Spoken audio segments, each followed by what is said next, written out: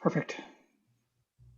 Sorry, I was trying to get in the other way and it just wasn't letting me in. Well, no, it's I neglected to coordinate to find a person from the town to help pass host to me and start the meeting. So thank you, Vanessa. Okay, you should be all set now. All right. Yeah, thanks very much. Appreciate it. Okay. Um, Welcome. Happy uh, Tuesday, everyone. Let me pull up the agenda and get started here. Okay. Pursuant to Governor Baker's March 12th, 2020 order suspending certain provisions of the open meeting law, and the Governor's March 15th, 2020 order imposing strict limitations on the number of people that may gather in one place, this meeting of the Southborough Municipal Technology Committee will be conducted via remote participation to the greatest extent possible. Specific information and the general guidelines for remote participation by members of the public and or parties with a right and or requirement to attend this meeting can be found on the Town of Southborough's website at southboroughtown.com. For this meeting, members of the public who wish to watch or participate in the meeting may do so by finding the meeting at southboroughtown.com/remote meetings. No in-person attendance of the meeting no in-person attendance of members of the public will be permitted, but every effort will be made to ensure that the public can adequately access the proceedings in real time via technological means. In the event that we are unable to do so, despite best efforts, we will post on Southborough's website and YouTube an audio or video recording, transcript, or other comprehensive record of the proceedings as soon as possible after the meeting. So call the meeting to order at 7:08 p.m. Let's see here. Great, and we have so we will first start with minutes and I'll check. Larry, were you able to send those out? I can't recall. I did not. I'm sorry. No problem at all. No problem at all. We'll wait till next time. Busy visiting grandkids, and I Nice. just never got to it. But I'll have both sets for next meeting. Awesome. Thank you. All right. We're going to start tonight's meeting with a discussion on Southborough Council on Aging processes and technology needs, and this includes the Senior Center. And one thing I want to do is I'm going to go ahead and promote a few people to panelists, including Jason, who's the incoming IT director for the town. So hold on one second.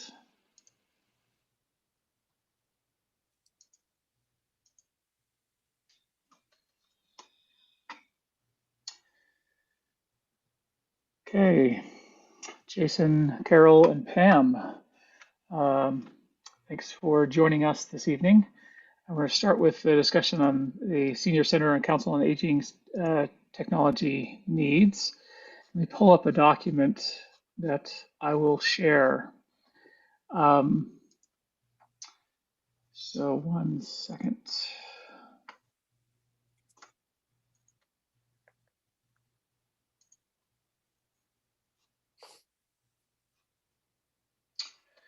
Okay, so I had discussions with both Carol and Pam regarding Council on Aging and the Senior Center. And based on our previous template that we used that Angela had created for Youth and Family Services, I'd attempted to mimic the same thing for the Council on Aging and Senior Center. So as a reminder, our goal is to walk through each of the departments in town and assessing the key business processes of the departments, as well as understanding where technology is currently used and opportunities for improvement using technology. And over the past month or so, we've also discussed, we've been thinking about adding to this process combining with it a survey of the data stores in town and a survey effectively of the technical controls we use to protect those data stores. So before Tom left, we had started, and I had started a initiative to start classifying all the data we have within town, and understand basically what is the level of data sensitivity that each department is holding, who has access to it, what technical controls do we have to protect that data, um, both access, storage, etc., transit. And my hope is that we basically we can join these two processes, both the assessing needs as well as the survey of the data, and move forward with both a security assessment while we're doing assessment of the needs. So I have not. I think it's important. I think what this means is for the security relevant portions of our assessment, we will keep that out of the public record, um, and so we'll have to go into executive session when we discuss those particular needs. I haven't scheduled anything for tonight for executive session, so we'll probably not talk about that too much in detail, but um, um, that's the current strategy. So before we jump into this, are there any thoughts or questions before we walk through this document and get Pam and Carol's additional thoughts and guidance?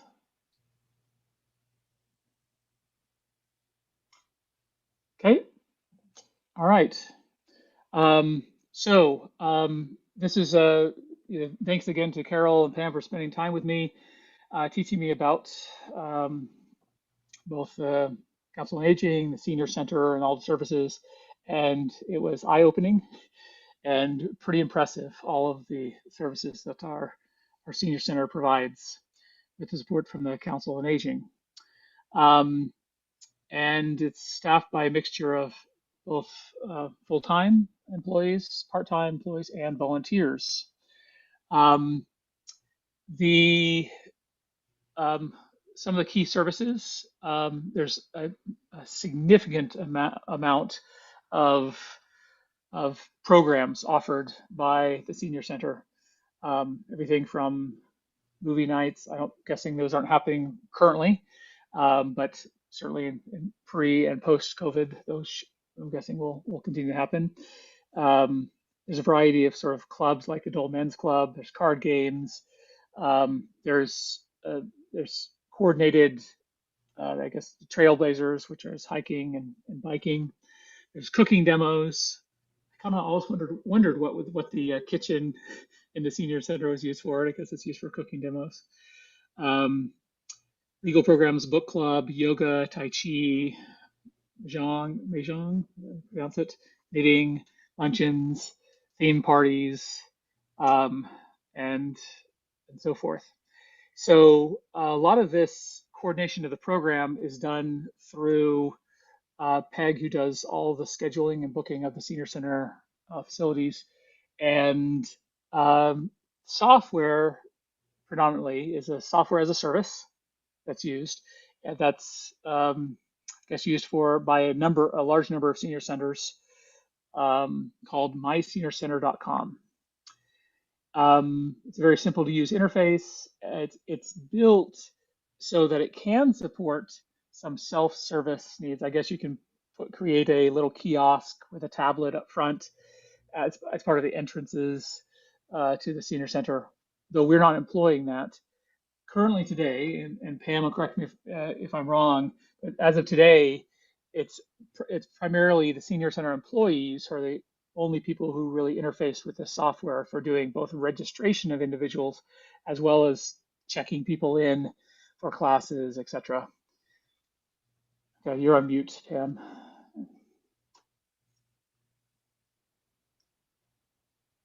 Sorry about that. Yeah, it is. That's correct. We have not installed kiosks because we have multiple entrances And neither entrance is anything we could monitor to make sure people checked in the way they was supposed to check in. So because that's the case, we probably would lose more data by using that system than we do doing it manually.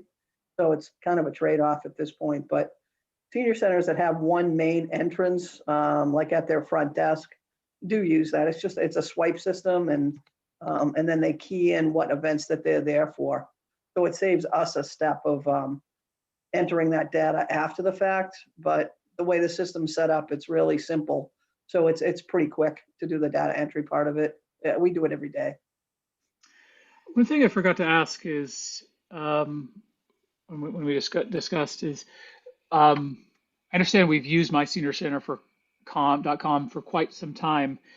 Have we ever done an assessment of other options? And No, there's been over the years. I mean, this was, I think, probably the first one or one of the very first ones.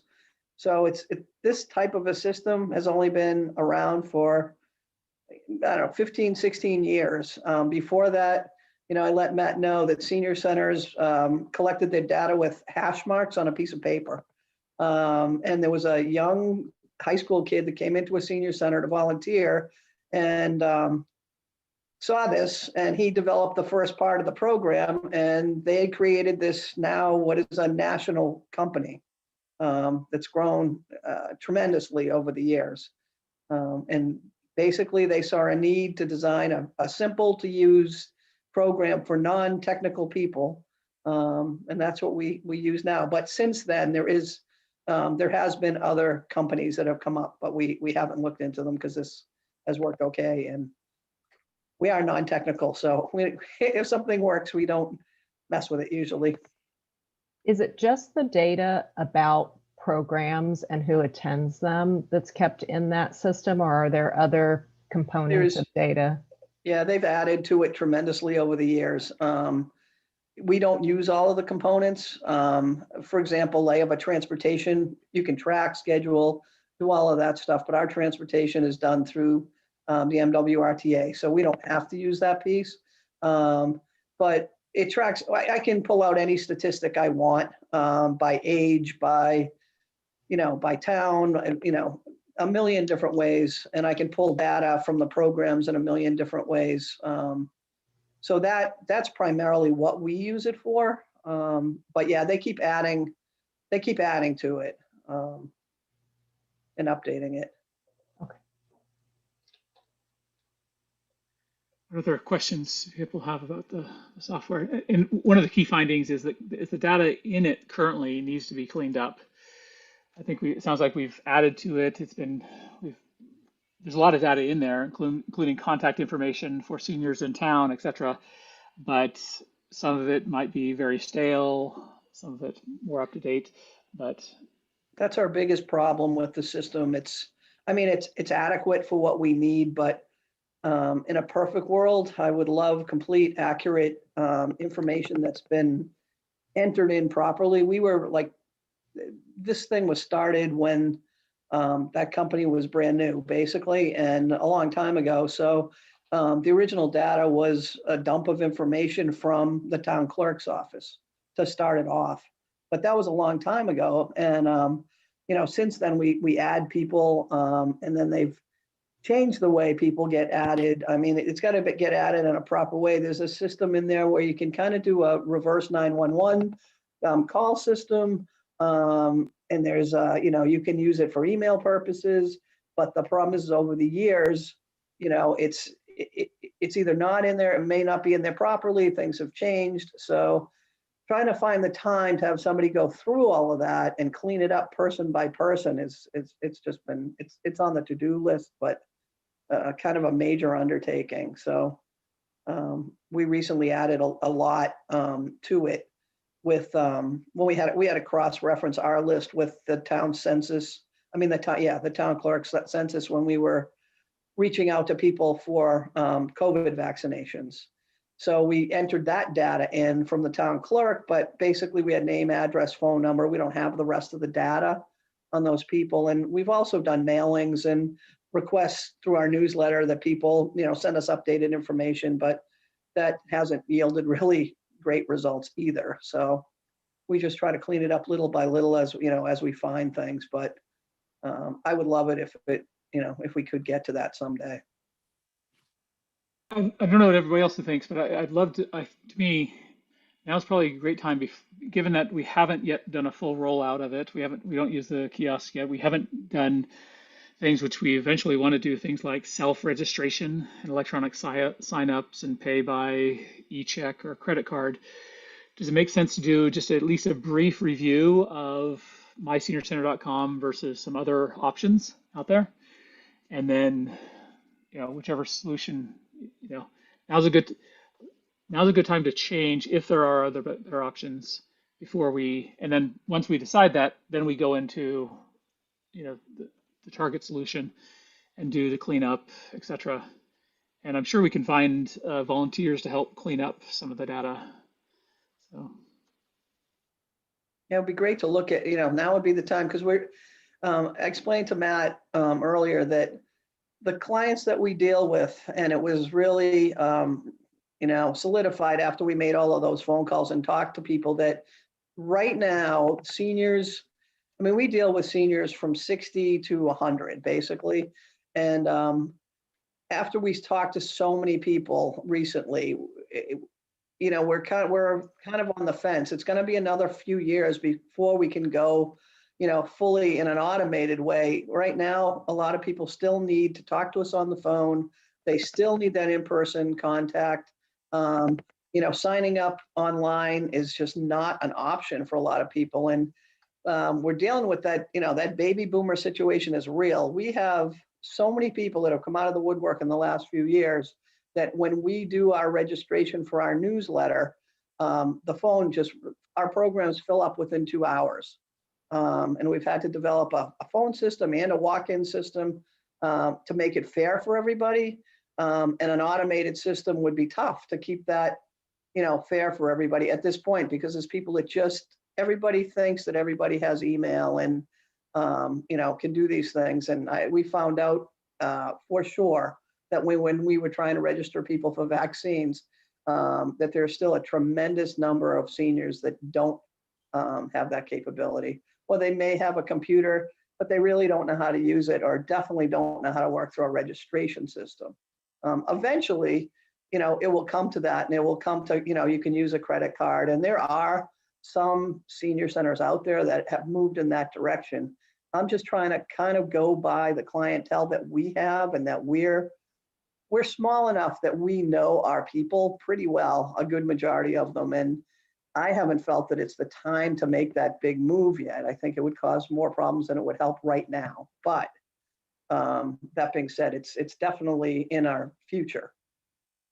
Yeah, the question is, does it make sense to offer it in addition to the existing method of subscribing, basically phone and self-service? Yeah, the tough part is I'm big on being really fair, and I'm just afraid if we did an automated system, how do we, that always creates the problem. How does that work with people that can't use that system, that would have to, wait for us to pick up the phone and, or show up and stand in line.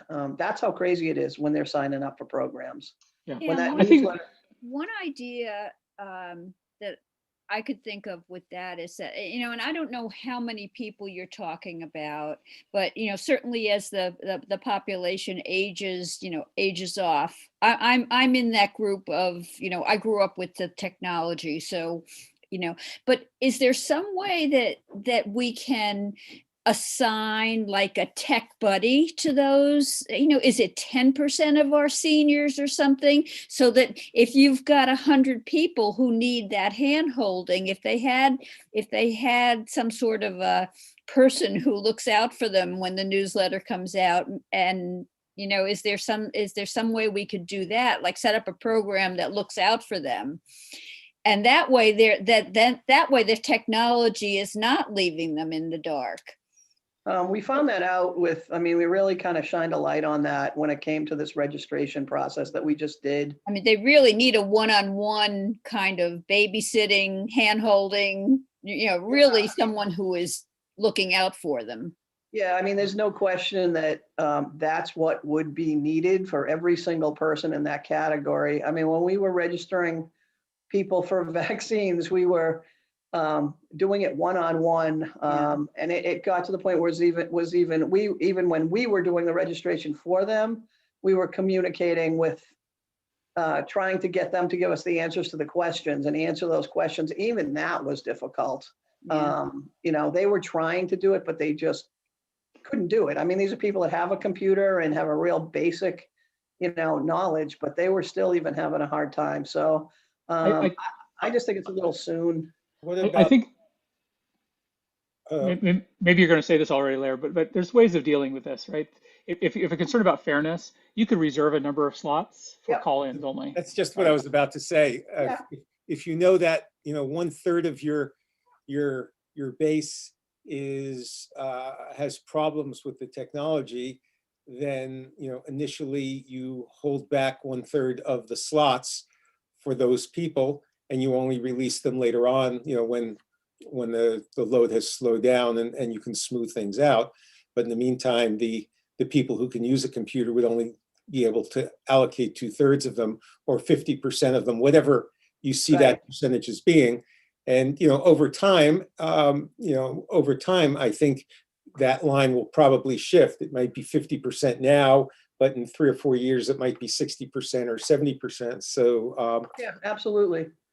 I tend to kind of err on the side of caution as far as blocking people out. You know, that is my priority, is to make sure that everybody has that opportunity.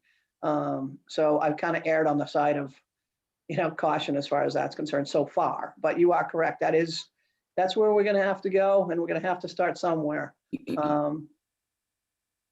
know, it's definitely where we're going to end up. There's no question. Okay, so I'll just add that the list of requirements. I mean, that would be a pretty cool feature, right? You can reserve certain slots for call-ins for each event that cannot be reserved online.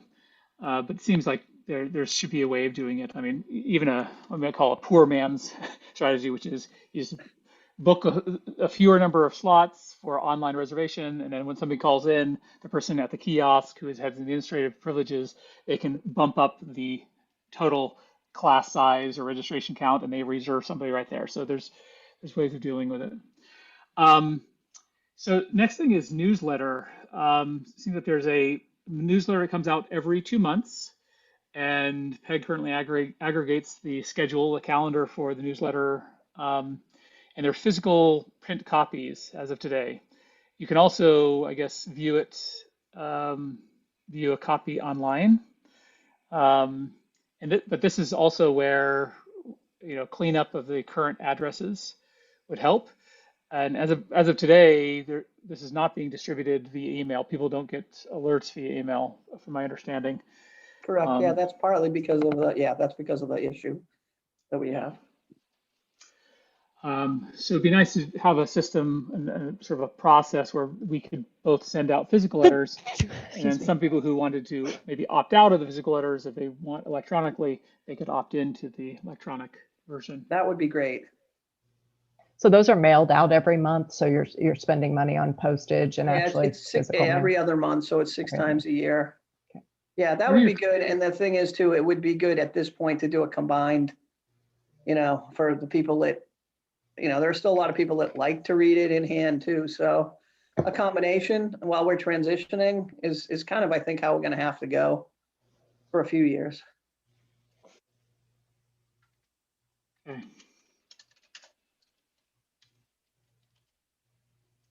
What is your current budget for mailings?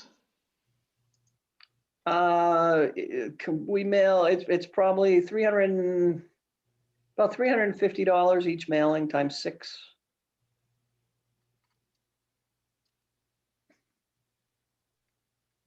Okay. Okay. Okay.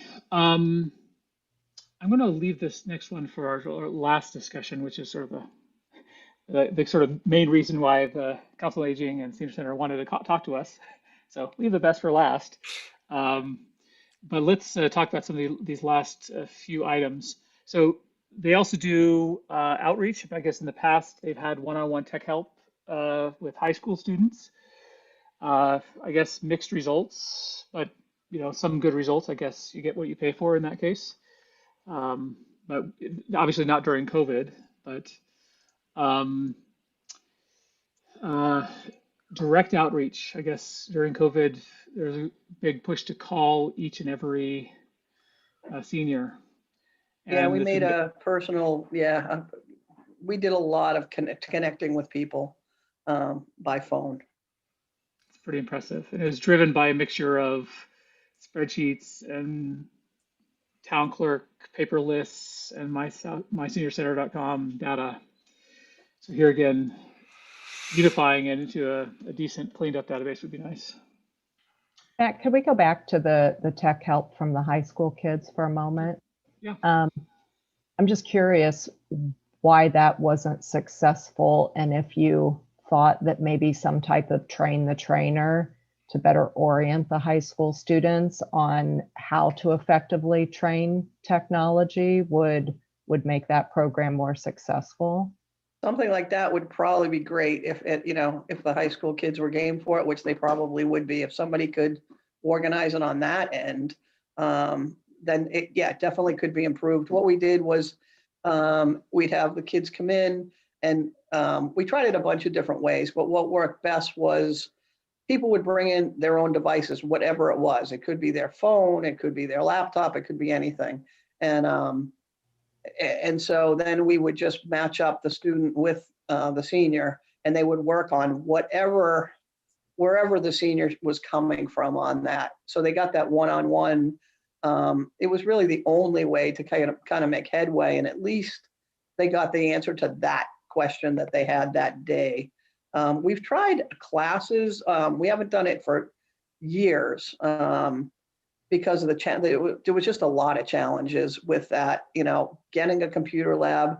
15 years ago, we used one of the schools, and there's a lot of issues around that. And so we really have not. One time we tried it with somebody came in and brought in a bunch of laptops, and we had a basic training session, but there really hasn't been a great success with that.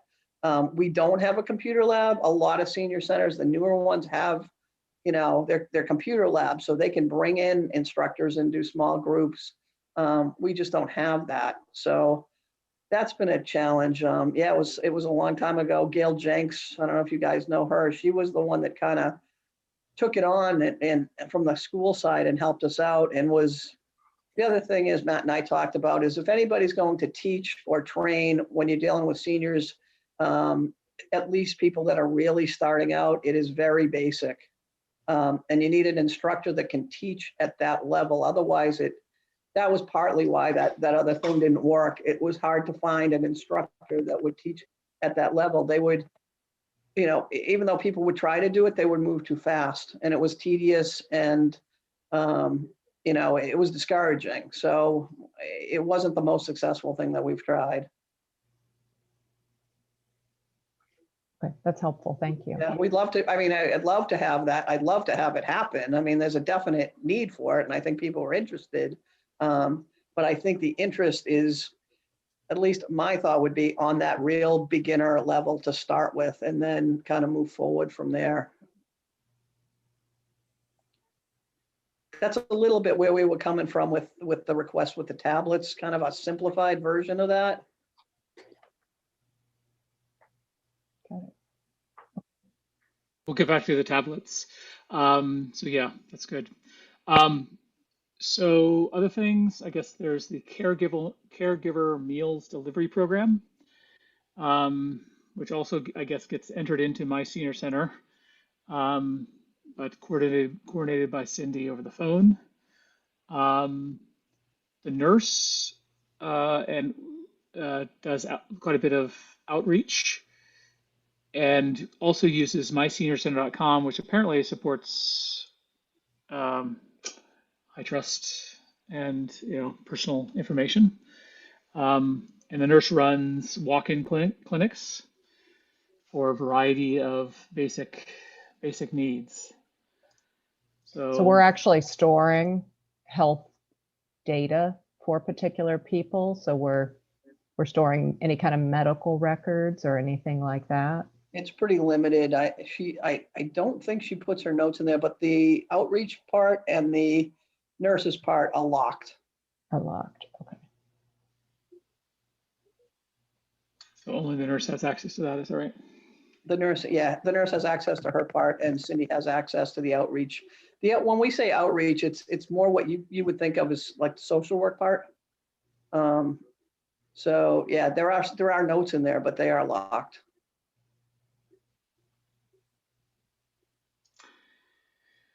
So this is actually a to-do is verify, Yeah. you know, high trust, something that's, you know, to be done. I guess we work with Meals on Wheels, run through the Westboro Senior Center. So the only thing we have to do to supply that is supply volunteers, and they have their own database that runs that.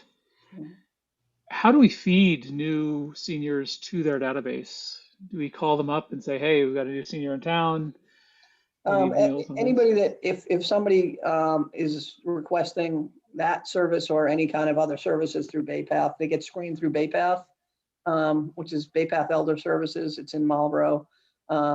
It's an agency that we refer people to, and it is all set up through them.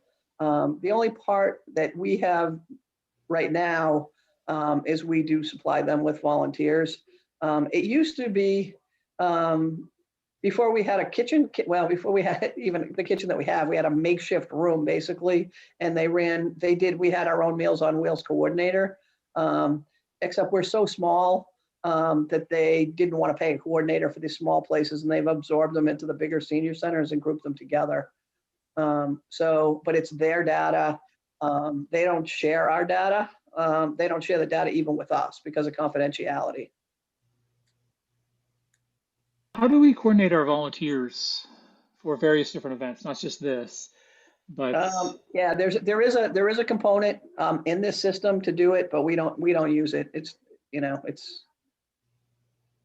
how do we currently do it? Is it via like a we don't. spreadsheet? We kind of know we're small enough that we know who our volunteers are, and you guys will love this. At the end of the year, I do a report, and basically I list out all our volunteers, what their jobs are, and approximately how much time they spend with us, and we do that reporting back to the state, and it's probably pretty accurate because we probably have about 75 volunteers, and they fall into different categories, so it's actually pretty easy. It's pretty easy to do. In a perfect world, yep, it would be easier to do it in this system. I mean, there's a way to do it where the volunteers actually can log in their time.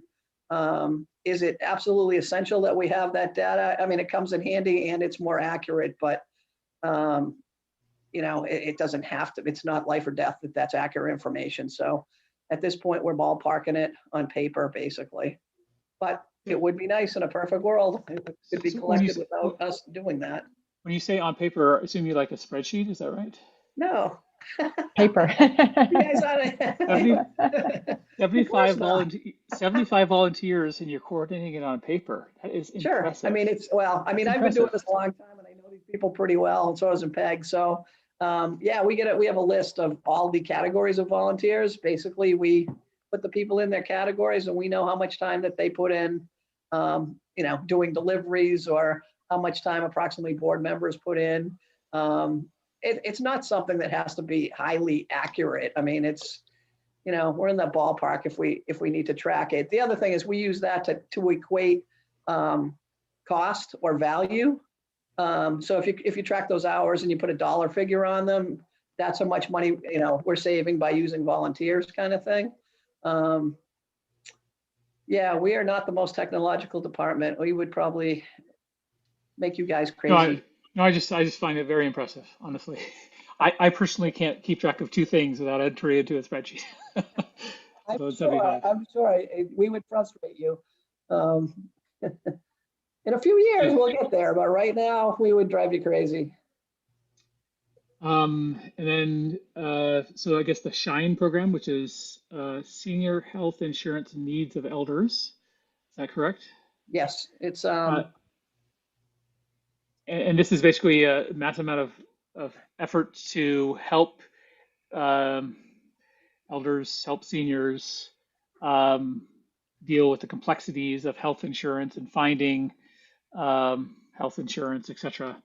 And one of the big things that's coming up is dealing with the significant influx of phone calls to make appointments. Is that correct, ma'am? it's correct, right? I mean, we always, she sees probably, I mean, this volunteer sees hundreds of people normally, but what's happened is between the baby boomers and just a big, large influx of people in that retirement age that are going on Medicare.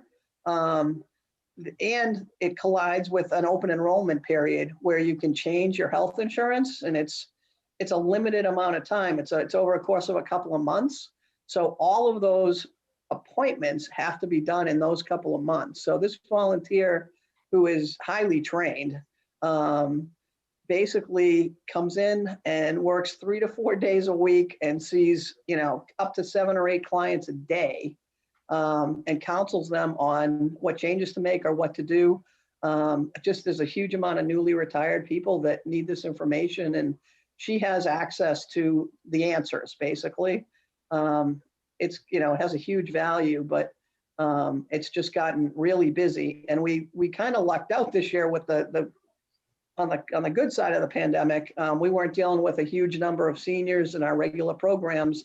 And this year it was incredibly busy, and the phone was basically ringing off the hook, and we have to do a registration for that. There's also a whole lot of changes that came with it as far as what the seniors need to fill out for paperwork. So we have to ask them a lot of questions. So Carolyn has the answers to the basics, and then we have to ship out a bunch of paperwork to them. So it's not a quick phone call. And there was a lot of them. So basically it was tying up on a normal. I'm a little nervous about this going into the fall when this happens, because it's going to tie up our phone lines. So I need to figure out a way to get a separate phone line or to funnel these things away from our front desk at this point.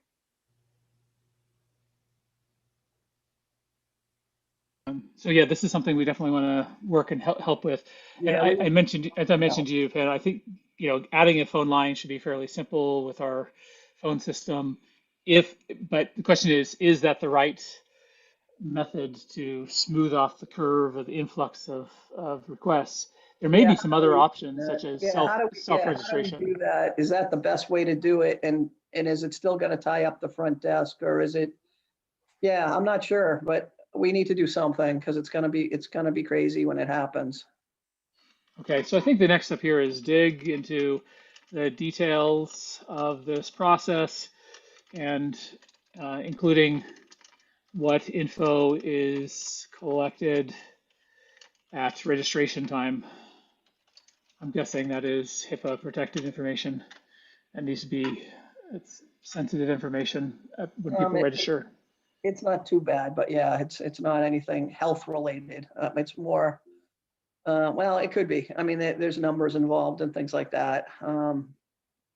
So yeah, I mean, I can find out exactly what those questions are. I don't know them off the top of my head, but there was a list that we needed to get. And again, we're dealing with seniors, so some of them, it's a little bit of a slow process to walk them through this and to make sure that they understand what they need to do. So there's only so much we can automate on that. It really needs to be a one-on-one. I'm just trying to deal with the phone calls, and then we'll get them to the people. I'm just trying to divert that amount of phone calls from the front desk somehow. I mean, it sounds possibly like an incoming Skype number would solve that. And it's also portable so that the person doesn't have to be in any particular place. I mean, I used incoming Skype for years as a telephone alternative, and it was just fine. Or Google Voice or any of those, and they're pretty inexpensive, probably less expensive than paying for a copper telephone line from Verizon. Yeah, it's basically free. Yeah, I'm not sure how that would work. You guys, I mean, I'd have to defer to you guys on. I think the theme is actually very similar, though, to the theme of our first item up here, which was it would be very nice if we had an augmented both phone registration um, for programs as well as self-service registration. And whether it's a program or whether it's registering for Shine, either way, we should allow for both. And I think that we can certainly find methods of simplifying or scaling out the phone if we need to, or redirecting it, diverting it, etc. Yeah, But for people that, for somebody that could use an automated, system and, be, told here, download these forms and bring them back when you come. And I mean, that would be great. Again, the majority of the people probably wouldn't fall into that category, but some of them definitely would. yeah. So, Okay, so next up on this one, if you could, Pam, if you could collect those questions, like what's a checklist of questions yeah, that oh, we ask absolutely. as part of Yep, registration? yep, we have that. I'd love to look into that. Yep, great. Okay, and of course, finally, nursing, healthcare outreach. I guess this is um, part of this. I guess this part of the the nurse walk-in clinic. I guess finding healthcare, uh, arranging hearing tests, helping facilitate um, podiatrists, flu clinic, etc. Is that right? Yeah, that must be Carol. What they must have mentioned that yeah, it's all part of the same thing what the nurse does. I mean, she's there 2 days a week. People can walk in or they can make an appointment to come in and see her. She does a lot of counseling as far as, follow-ups on medication or questions people have about medications or clarification on what the doctor may have said. She does a lot of referrals back to the doctors if there's questions. She works with the clients and their families. As I mentioned to Matt, does everything from check somebody's blood pressure to call 911 because somebody needs to get to the hospital right away. So, and everything in between. And she sees some people once in a while, and she sees other people on a more regular basis. So we're really fortunate to have that, and people can access that. It's made a big difference to a lot of people. Great.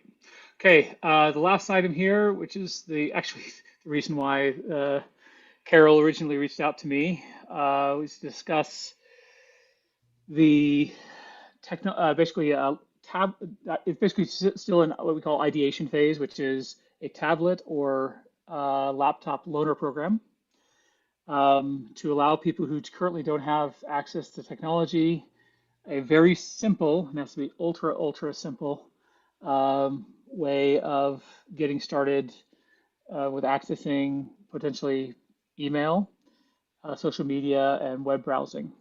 So it needs to be, of course, something very extremely simple. And I think Pam, Carol, I think we've discussed most likely a tablet-like program, maybe a Chromebook, still to be determined. Um, and so and I think the goal here is to test and learn, start off with a few devices, loan them out.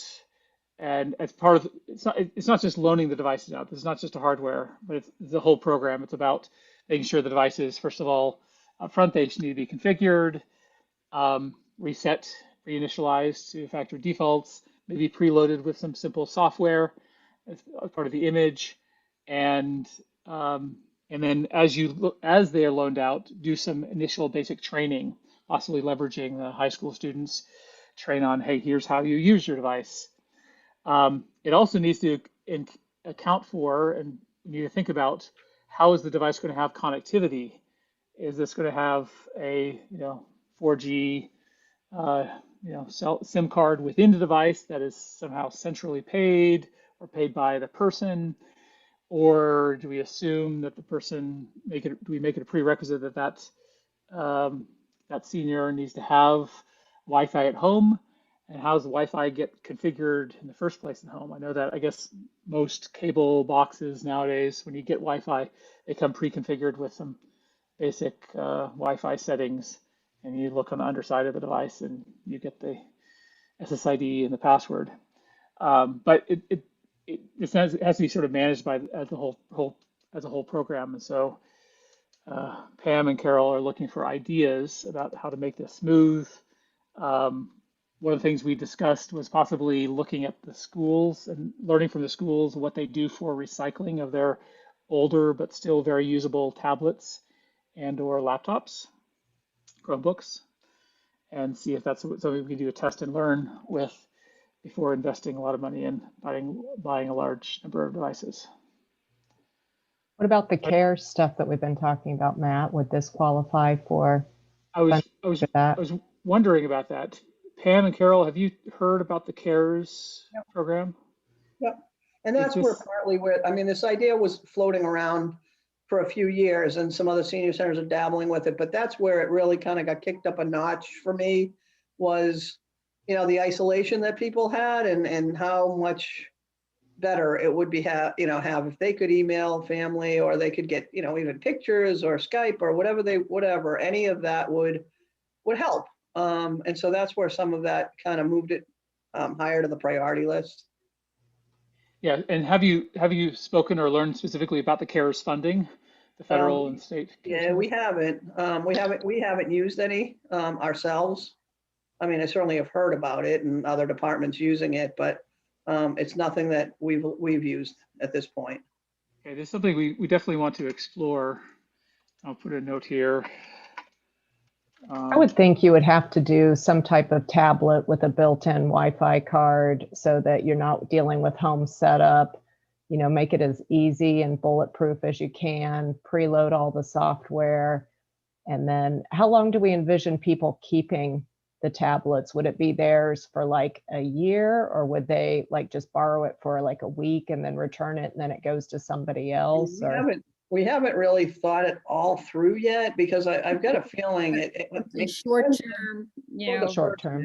Probably not a year, but maybe something more like you know, a month, maybe a month or two. Personally, I think it's something like if they're going to keep something a couple of months, we should expect that if it's going to be a long-term thing, they should be expected to invest in it themselves after that. That's my personal opinion. If it's just something that they want to try out and then they're going to say, no, I don't want to do this, that's shouldn't take them that long. But I don't think this should be something that they keep for months and months and months. And if they really want to use it ongoing, I think we should expect it. If they want to invest in something, maybe we can put them in touch with some, if they're financially strapped, we can put them in touch with some way to acquire one. But I don't think this should be something they expect to keep. I think it's and it depends on demand too. You know, if we have them available, that's another thing. You know, it really, how many we have and how much demand there is for them is another factor.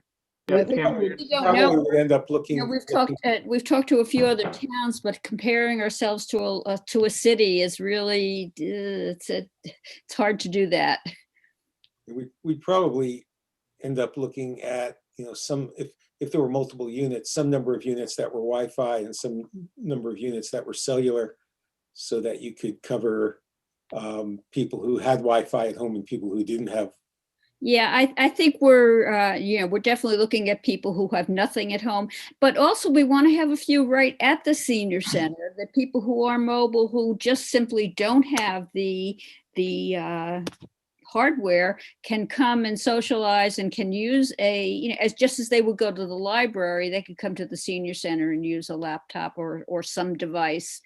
And, you know, that they don't necessarily need to have it at their home. They may not even want to have it at their home. They might not want the responsibility of having this thing that they might feel afraid of breaking. Mm-hmm. Yep. Pam, were you going to say something earlier? I think Carol's right. I think you're going to have all of those things happen. You're going to have people that are going to get, you know, say, oh, it's a great idea, and then they're going to put it in the corner and never pick it up again. I mean, that's why we have to have this ongoing training so they get comfortable, and you have to get them over that hurdle. So they are going to use it and make them really feel extra comfortable. So they're going to continue. But I think if somebody's not going to continue, they're going to know fairly quickly that they're not going to do it and would have to return it. The other thing is, we have a couple of different avenues that if somebody, I think if we went into it with you can try it out if this is something that you like in 3 months. If you find yourself using it, you can return that to us and then you can go purchase your own device. Or if in those cases, so it's just, we're going to start small. If you've got situations and we know we're dealing with people that have limited financial means, we have a couple avenues to assist with that.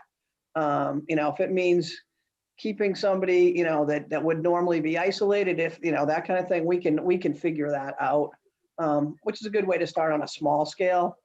So I think we can handle all of those scenarios. And I think having a few at the senior center is a really good idea too. Mhm.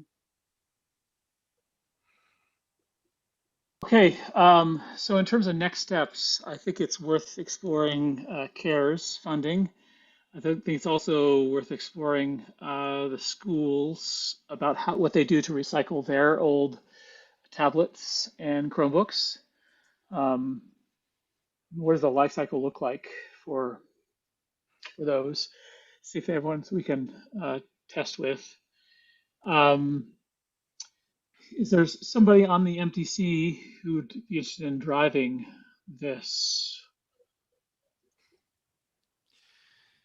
Um, I would step up for that if I can understand what the requirements are. I also have a couple extra questions, Matt, when there's time. Sure, yeah, go for it. Um, well, Pam, I was wondering, 3 out of 4 calls that I get through my landline now are some type of various shades of fraud. Is there any, I don't know, sort of helpline or anything where people can call in if they think they're being swindled with somebody on the We phone? have, as far as if it happens, if it happens, we've had situations where we've even gotten calls from banks where situations are happening, like and we've had to intervene and deal with those situations. Right. As far as phone calls and things like that, we get a lot of calls of people reporting that they've gotten a phone call. We've had situations where people have fallen for those things. Not a lot, but there have been some.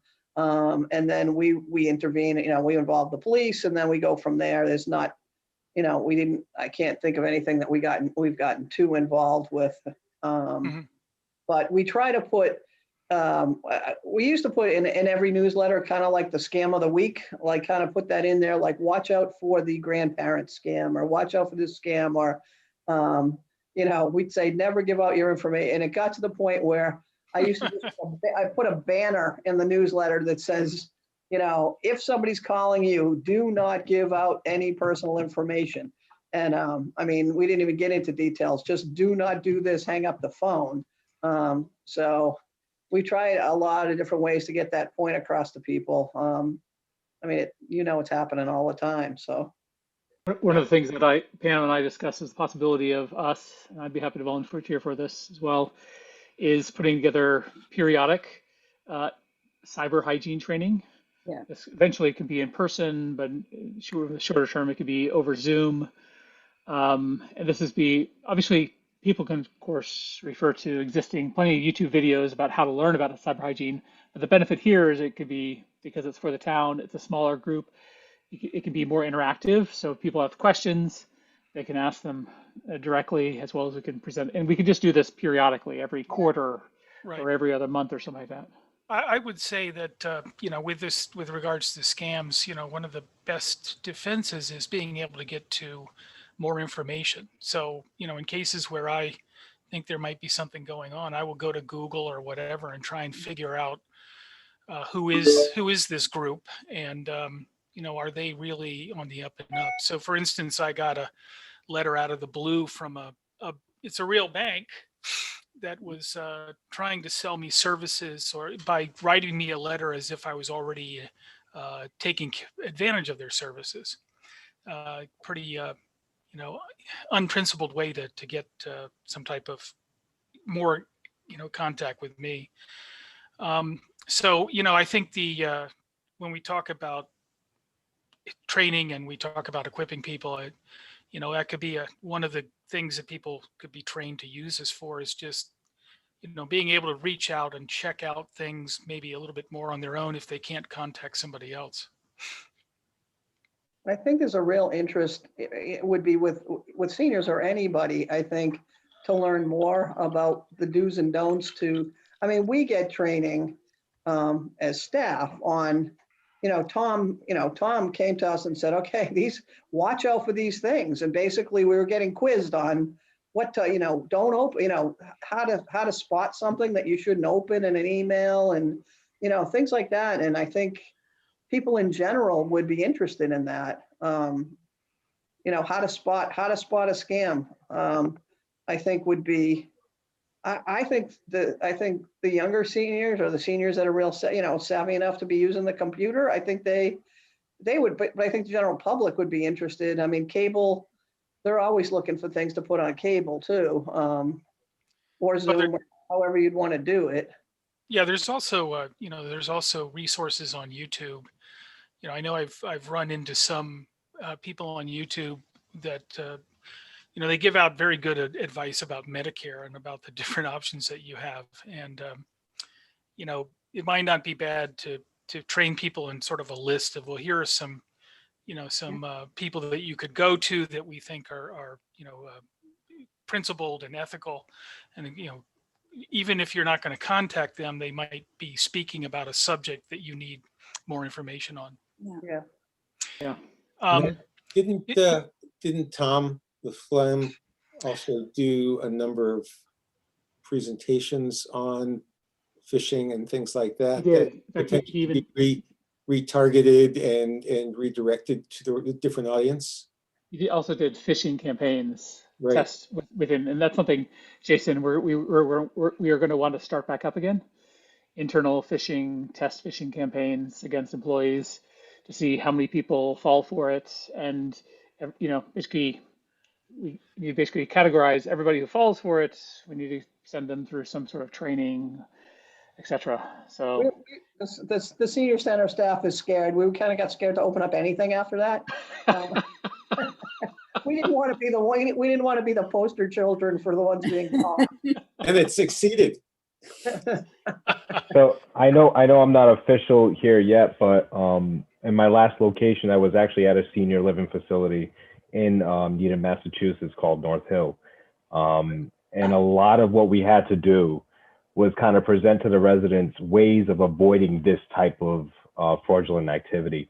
And it happened way too much, way too often, to the point where they would actually have the resident on the phone, taking them, talking to them on the phone, having them go to the bank, sign documents, and start the process of withdrawing money. So it's really tough what they're doing right now to seniors. And we would actually, come up with like pamphlets and flyers during like the town hall meetings that we would have there, just to kind of like educate them a little bit of what they should and should not do, what type of fraudulent emails are coming through. So there are some ideas that I could definitely kick in when the time comes. I know I haven't really met anybody yet, but I just wanted to kick that in there. We love you already because you already know how to work with us. So I definitely had that experience there.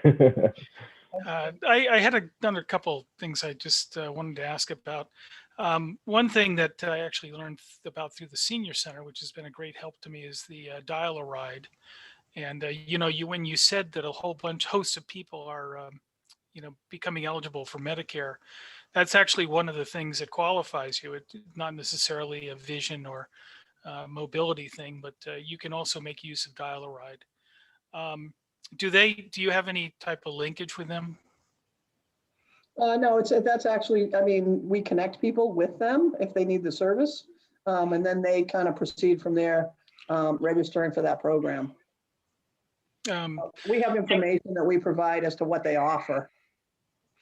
Well, the reason that I make a lot of use of them is that I no longer can drive, and it takes a little bit more planning ahead. You have to call a couple days ahead, Right. but it's really very, very helpful in getting to places, not just to doctors, but other places as well. And certainly something I would encourage anybody who's getting older. Yeah, we do training. We do periodic trainings, and they come out. The folks from there come out, and they bring their registration material, and we try to educate people to get them over that learning curve. When somebody stops driving, there's definitely an adjustment period, and to get them familiar enough to use the service that's the challenge. Again, getting them over that hurdle to start using it on a regular basis, to make it easy for them. I mean, it's not difficult to use, but you do have to plan. Right. Well, And the good news about it now is that, with people getting vaccinated, that takes a lot of the risk and danger out of it. And, Mhm. In my case, I've been very hesitant to use it, during these periods of Yeah. surges. But I'm about to become fully vaccinated, and I'm looking forward to that so I can get back to using them more often. Yeah, that's great. They've definitely had their challenges through this. It's been really a real challenge for them, or any, like there's some senior centers that run their own transportation services through them. And yeah, they've had a lot to deal with, and really it's limited the service because of the restrictions. Another couple things that I've learned about is Massachusetts Commission for the Blind. They have a lot of outreach services to help people who are, have become visually impaired or need more help. Mhm. And I'm not sure that people know about that as much as perhaps they should. The other would be the Massachusetts Rehabilitation Commission. Mhm. I've begun working with them in the last few months, and I've found them to be really great. I mean, they're very active and very energetic, and there's a lot of things that or resources that you can get, by dealing with them or working with them.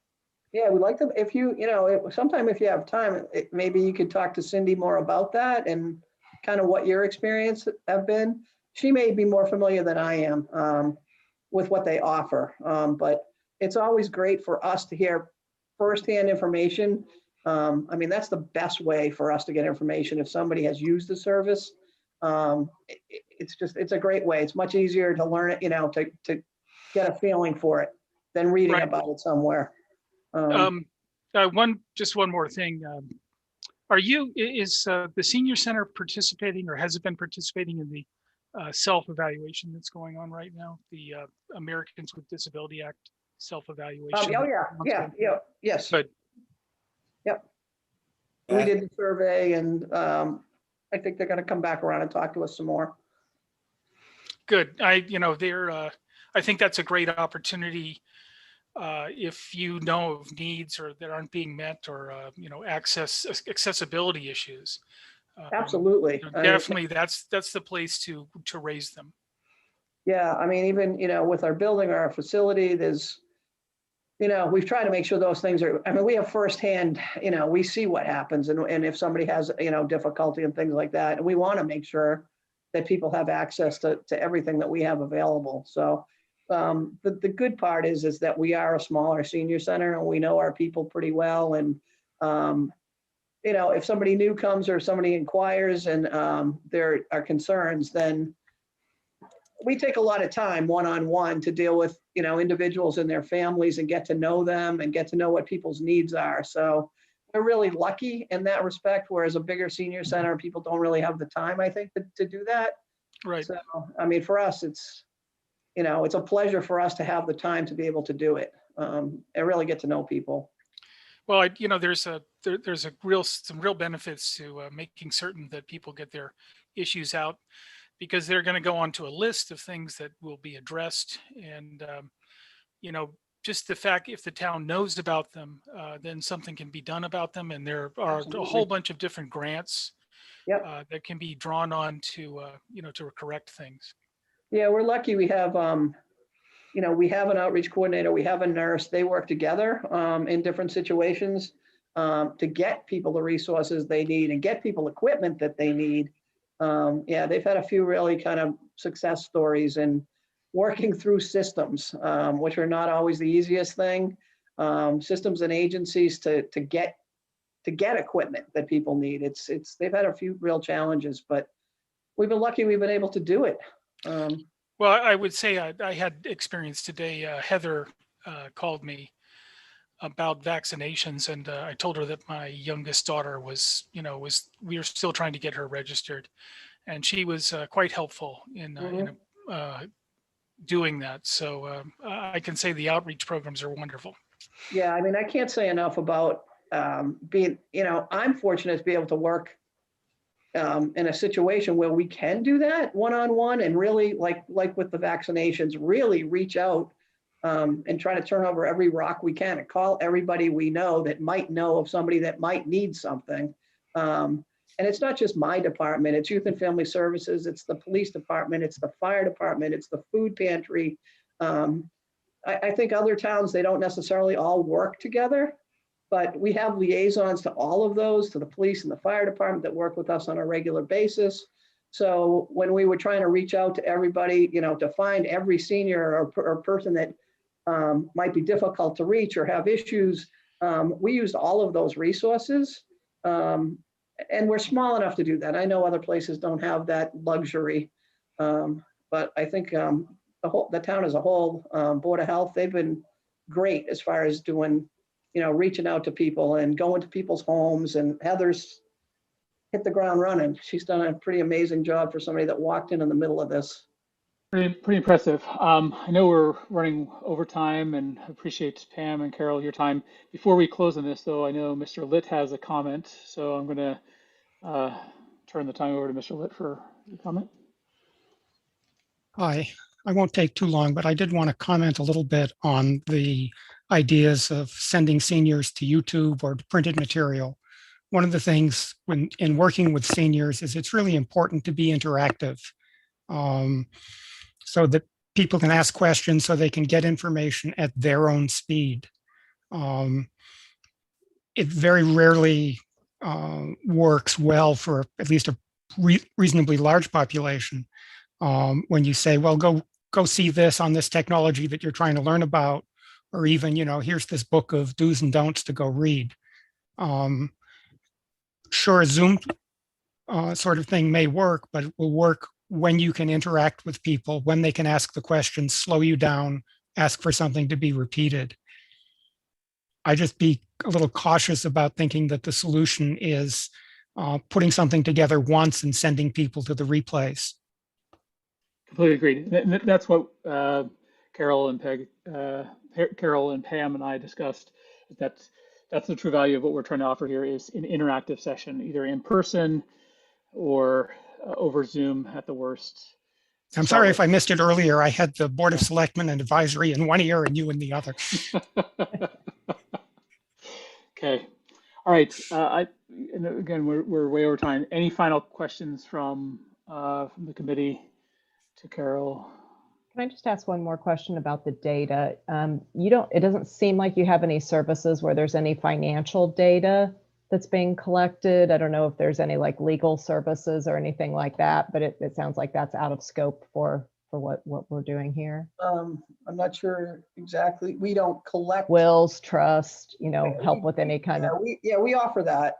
It's not direct. We have actually we have legal seminars that happen in person normally, but on cable now. It's actually a really it was a challenge to get somebody that was knowledgeable enough to do it, but do it in an impartial way. And there's an attorney that basically created this kind of simplified version. I think that Frank and Mary are his examples, and he standardized a lot of the basics that people need to know, and have put together a tremendous amount of information, everything from wills and all the way to trusts and estate planning. And he's done a really good job with a very standard system. And it is running on cable on a regular basis, different topics. But we were lucky that we could find somebody that kind of had that standardized type program without a cell. And there's always that, but and it's all general data that's applicable to anybody. We're not collecting any data from people in particular. No, we're not collecting it. We're not promoting services or anything like that. It's as solid, just a presentation of basic information as you can get. Then you can go to any attorney that you want and ask, further questions. But it's really, really solid, basic information, and it answers a lot of questions. They answer a lot of questions through those standardized presentations. But he has come in and done a couple of yeah. presentations that where people could ask him questions on a specific topic. But yeah, those are just where the ones that he's recorded are not interactive. Correct. Yeah. Okay, great. Thank you very much. Pam, you had mentioned that I should talk to Cindy. What is Cindy's last name? Cindy Beard. Okay, thank you. Yeah, she'd love to talk to you about if you've got firsthand knowledge of some resources. Yeah, that would be great. The more Okay. information she has, the better. Thank you. Okay, so Will, are you okay basically sort of spearheading work with the senior center on these other items as well? Yes. Coordinating it? Okay. I guess, Well, Pam, what would you suggest just as the best way to approach the senior center or to, get started on this? I think this is kind of a group activity. It kind of depends on where you guys want to start. I mean, we've got, as far as that, the program is, that the loaner program is concerned, there's no real timetable on that. This is something that we were researching and to see if it's a good thing to proceed with. As far as what we need, if you guys can come up with a better solution to help us clean up that database, that can open a lot of doors for us. If you have any suggestions on that, that would be great. And if you can, and the third thing is some information on how to handle that influx of calls that we're going to get starting in the fall. Those are the three things I think that, and any help we can get on those would be great. yeah, I think it's very related. Like if we can do immediate comparison of myseniorcenter.com versus alternatives and looking for something that supports both basically a phone registration via phone via person as well as self-service registration for both of these programs as well as the Shine program. And so Pam, if you're going to collect, I think next step is you're going to collect the details of what of the process. Oh, sure. Yeah, that's easy. I can get that for you right away. The forms, etc. Yep. And so yeah, Will, I'm happy to help with like the security assessment here of this program as well. So maybe Will, you and I should take this offline and discuss how to divide this up. Yeah, that sounds good. Great. We were expecting Jason to fix everything, so. I think he's there working on it right now. Yeah, that's right. He's worked with seniors before because it's, when somebody comes in and we have to kind of put our heads down and say, we really, can't answer your questions. Like you guys have to just help us because we're probably as low tech as you get. So. Okay. Thank you again, Carol and Pam, for your time. We look forward to working with you. Thank you for listening and, Yeah, hearing about what we do. We love to share that information so people know who we are and what goes on. So thank Sounds you. great. Okay. Thanks for joining us tonight. Okay, we'll be in touch. Thank you. Okay, see ya. Bye. Bye. Bye. Matt, Hey. Matt, can you send me a copy of that file? Sure, absolutely. Yeah. All right. And I'm going to, let's move on with the agenda.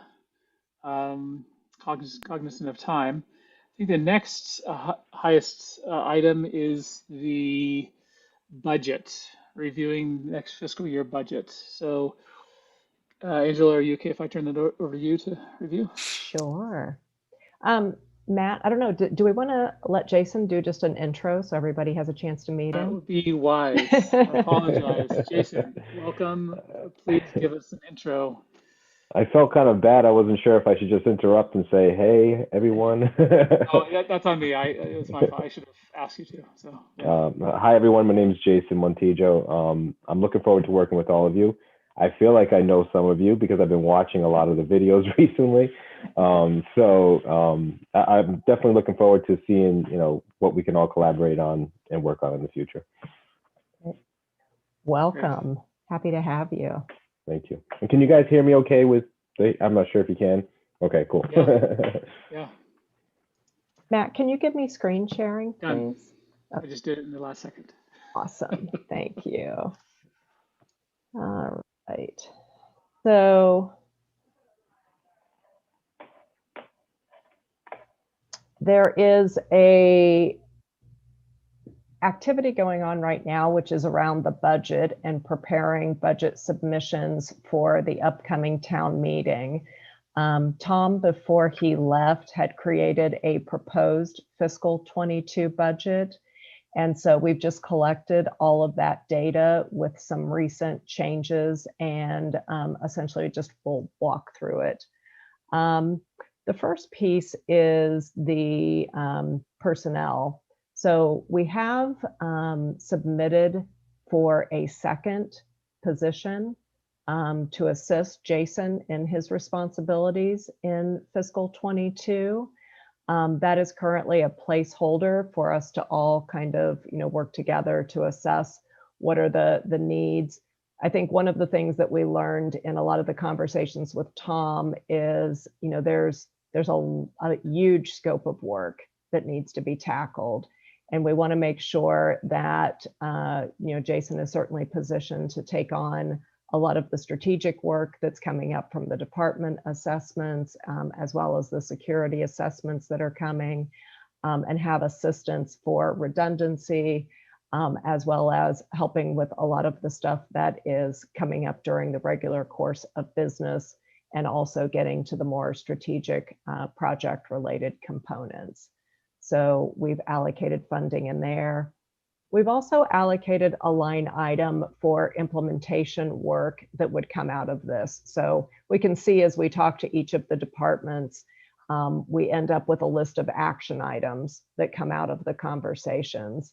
And so we've allocated a line item to deal with new pieces of software that these departments might need, things like adding additional security controls that will come out of the assessments, as well as we're preparing to run the first annual survey for the town. We expect that there'll be requests from the residents for services that they might like to see implemented.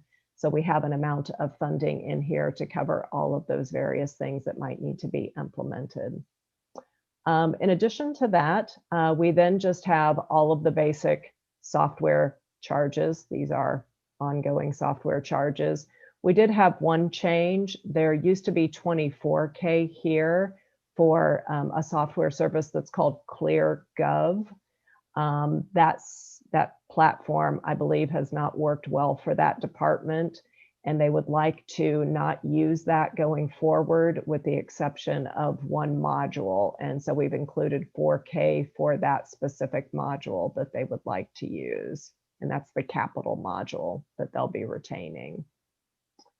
So it seems like the software product with the highest annual fee is the one that we're getting the least use of out of. It does not sound like the reviews have been very positive for that. So I mean, this is not the time to dive into that, but that sounds like something that ought to be on our list to figure out. I mean, 30K a year is a pretty big hit.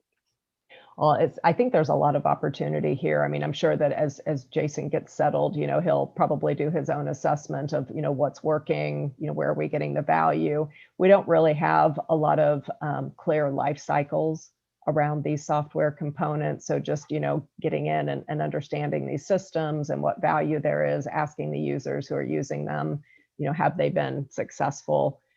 There's probably a lot of stuff that could be done just to understand whether these are the right dollars going forward, and are we happy with the products that we're using? So it's not obvious to me that what's going to happen if you get rid of ClearGov is that people will be happy going back to Excel spreadsheets.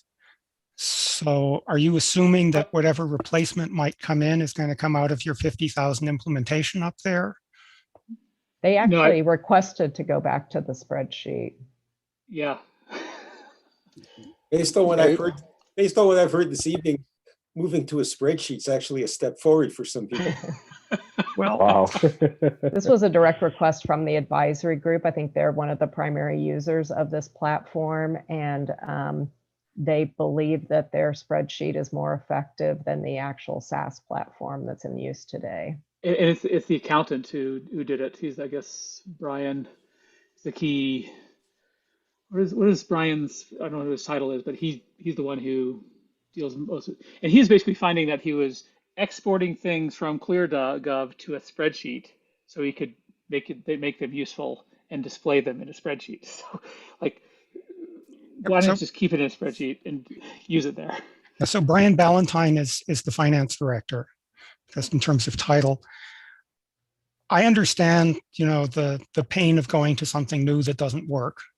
But it's not clear to me that saying, well, that means no automation or no better system exists. I know that everyone who looked at the spreadsheet-based system, in the past, over the past 5 or 6 years, has said, gee, that really is not efficient. There's a lot of, copying and pasting and mistakes introduced and all of that. So I'm not saying hang on to ClearGov. I am saying maybe it's important to allow for the opportunity to look for something else and be able to pay for it, as opposed to saying, well, gee, we might be able to budget for it, a year from now and maybe implement it a year from July or September or something. Anyhow, that's my 2 cents on that one. Yeah, that makes sense. And I think that's what we have some buffer. So we built in that buffer of the 50K based on our needs assessments, based on the surveys, based on a variety of things to allow us to pay for things like that. And the town has other small buffers we can eat into if we needed to find something like that. And then we have contracted services. There's one line item that we're still trying to confirm. So again, a lot of these are Tom's numbers just based on previous years and contracts that are in place. This one, we're still trying to verify. If we can't verify it, it will be removed. We believe that it's related to the VMware servers that we talked about in previous meetings that are in the capital budget, and that this 5K was the implementation of that. But we need to do a final verification of that 5,000K in the budget. Then we have there was 5,000. There was 5,000 proposed for this. You proposed it. It did go into the budget. I would assume this is that. That's what yeah. Okay. So if we can confirm that, then we can just make a final note that that's what it was for. Implementation. And we'll need to tell Brian that, I think, as well, Matt, just confirm with him that. Yeah. Okay. This covers both the general training as well as GIS specific training. That was a piece of software and the associated training that was moved over from a separate budget into the MIS budget for this year. We have leased line cost, we have computer supply cost, and then the funding for the additional workstations we're anticipating can get covered through the CARE funding. If that does not work out, then we talked earlier with advisory about some additional options that could be used for that funding. But we have some information that many towns have been able to purchase their additional laptops through CARE fund. So that was discussed in my other ear while you folks were talking. I'm really sorry that you weren't included in that get together with Board of Selectmen Advisory. Carla, the accountant, was not sure that the regular routine replacement, which is what the workstations were, that upgrading them to laptops would qualify. There are dissenting opinions from advisory, but the basic conclusion from most of the Board of Selectmen and almost all of advisory was that the 26K will probably go back in. They'll still try to get funding through CARES, but they didn't want to be stuck without.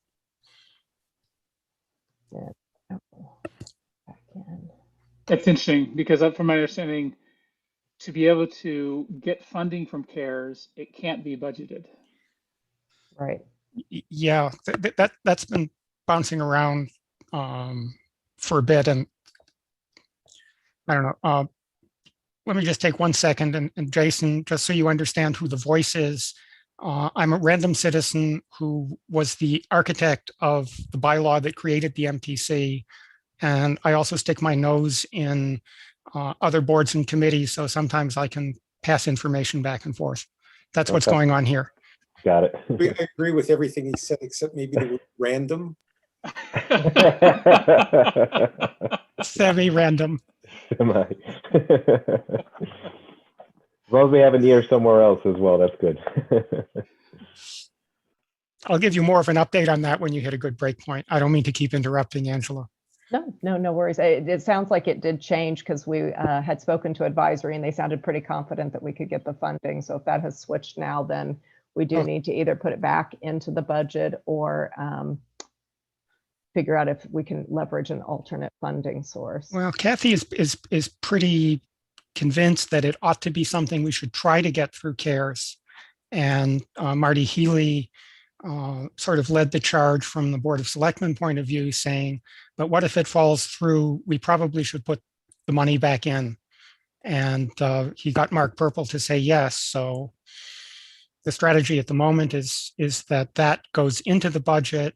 And if something changes between now and town meeting, it's possible to reduce a budget at town meeting. It's not possible to increase it. Yeah, I think my Okay. question for them, and I can touch base with Kathy on this, is can we just go ahead and get these things? Like, let's go ahead and get them immediately. And then There was a try to- sense at the Board of Selectmen meeting that indeed that should be done now because there are plans to reopen town hall. And should that happen, the justification for remote work would become weaker. And remote work is what drives CARES reimbursement. Can I just ask a couple of questions about contracted services? I don't know how much information you have, but I'm just wondering, does the domain registration aspect include, one of the things we were talking about 6 months ago or so was the fact that we wanted to get a .gov domain, was one of the things on Tom's list at the time, because $400 is a fair amount of money. That's a lot of domains, unless you have some very expensive, I mean, .gov is an expensive domain, but unless you have a bunch of expensive domains, you know, .com domains are like $15 a year, .orgs are a bit more than that. I'm just wondering what $400 is. So that was one question. I don't know what social media and web archiving is. 10 grand is a lot. We're building our own Wayback Machine. No. So for your first question, I have no idea what registrar Tom has been using. This is something, Jason, would be great to dive into. Like, we could be using like network solutions, like the old school network solutions, which charges an arm and a leg because they're the de facto standard. Everybody registers to them, and you pay what, $50 per year per domain. And yes, the town actually has quite a few domains, which is They're now one thing Network Solutions. Network Solutions is now GoDaddy, I think now. Yeah, so unfortunately, $400 isn't enough because registration cost for .gov is $400. Well, that was the reason for my question, because I know that, you know, on Hover, I pay $15 a year for my .com domain. So, you know, $400 a year is a lot of .com domains. But if it's if the .gov domain is included in there, then it's not a lot of money. Well, it's probably not enough because it doesn't cover the transition from, right. you know, all the others right. to .gov, which I've been pushing for the past 5 or 6 years. If that includes the .gov, then $400 probably isn't enough. Yeah. So it probably should be doubled, that number. Though, and relative to everything else, honestly, this is a small item. I know. I mean, I was actually looking at some of the bigger numbers in that area. You know, the 10 grand, yeah, social media and web archiving. Yeah, I did inquire what that one is about, but the answer was not like very enlightening. So I don't have a great answer on that one. I think the response was. So the board and committee application is when you go to the town website and you click on boards and committees, there is an application which runs off of the town website, but it's hosted someplace different. And that's the thing that lists vacancies on the boards and committees. It has all your names in it, what slots you're appointed to, when you expire, and all that kind of stuff.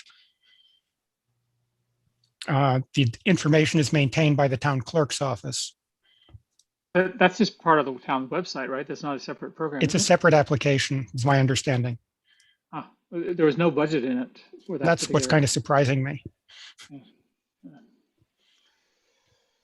Okay.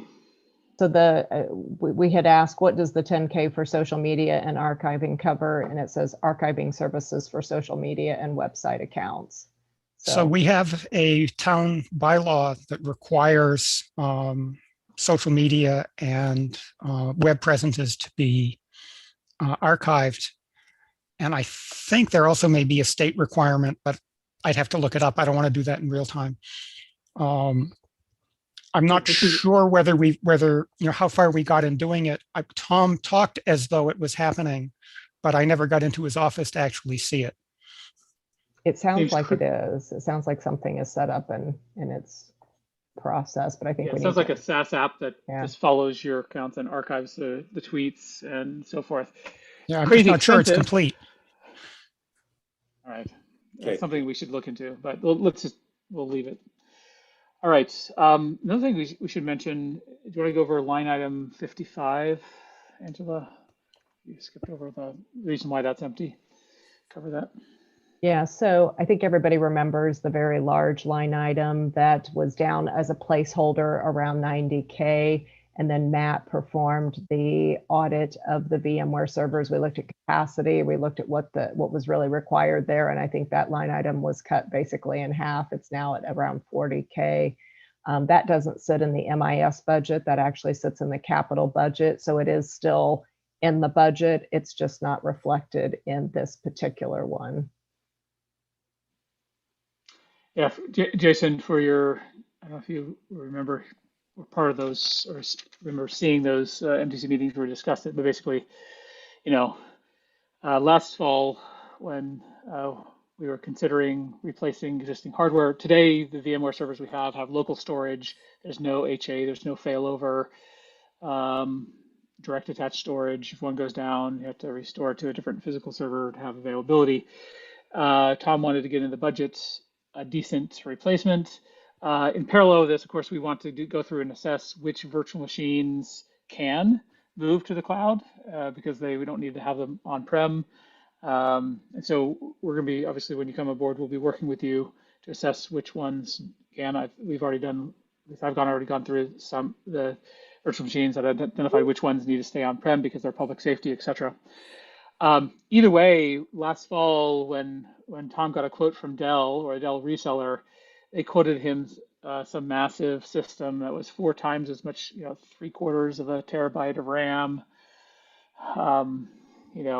massive, massive system, much more than we would ever need to ever grow into. So I basically went back and I worked with Tom, did an assessment of disk IO, CPU, memory requirements of all of our virtual machines today, even if we weren't going to be moving any of them to the cloud, and say how much would we need, including with some buffer for expansion, and spec'd out a server basically about half the cost that allows basically 2 servers with a shared SAS array with auto failover between the 2. So just 2 host servers? 2 host servers. Okay. Yeah. With 250 gig per server, something like that, which is more than enough for all of our needs. Okay. Yeah, and again, I haven't, obviously when I get there and take a look at it myself, I definitely want to do that, take a look at it myself and see, what the setup is and stuff, but so I don't have too much input on it. Yeah, I'll share with you some stats offline, the stats I collected and just the numbers and so forth, but okay. Yeah. And there was a bit of a deeper question about whether we should continue to keep stuff essentially in-house or how quickly could we migrate some of the things that were on the VMware servers to the cloud. Some of the vendors did not yet offer cloud-based applications. So some of the stuff for like fire and safety and some of the other departments, there was an issue of confidentiality and whether we needed to keep it local. So I think we start getting into some of those discussions with this line item as well.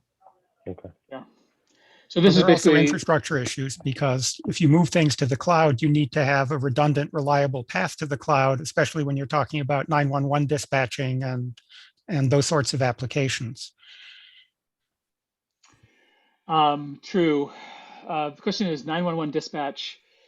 I doubt if we have redundant phone lines into the public safety building. So, and I think that they have 911 dispatch. The question is, what do we have any sort of failover between 911 dispatch? Because our public safety building doesn't have redundant network connections. They all go out through the same trench if that gets dug up or offline.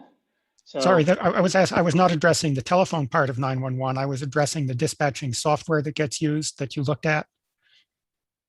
And I'm simply saying, although you reported that they're interested in moving that to the cloud, that's not going to fly until, we have two redundant paths that don't converge in the same piece of fiber between our public safety building and the cloud. agreed.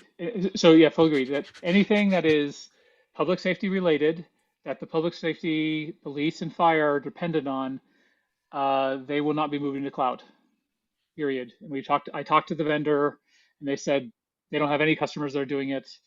They're looking into offering cloud services, but they haven't done it because people need local connectivity, etc. So completely agreed. But Okay, and we saying won't be the pilot on that. absolutely, absolutely. And we're not proposing, MTC in no way proposing that, but the MTC is proposing that for other applications that are not public safety related, that those should move to the cloud for additional higher redundancy, especially ones that the citizens are predominantly interacting with.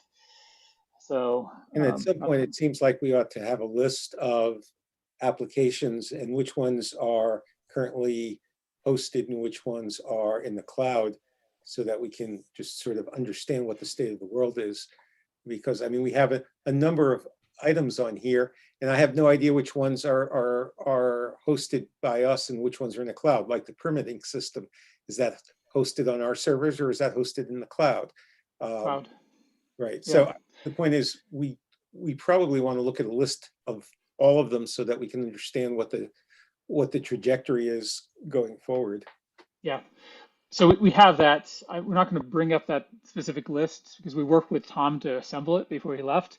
Mhm. And that's what I use for the assessment of virtual machines. I was also working with Tom's other specific numbers, but in the absence of going into executive session, which we're not going to do tonight, probably want to share that public information. So, but yeah, that's critical. I mean, that's the critical information that allows us to decide what to do moving forward. So any additional comments or questions on the budget?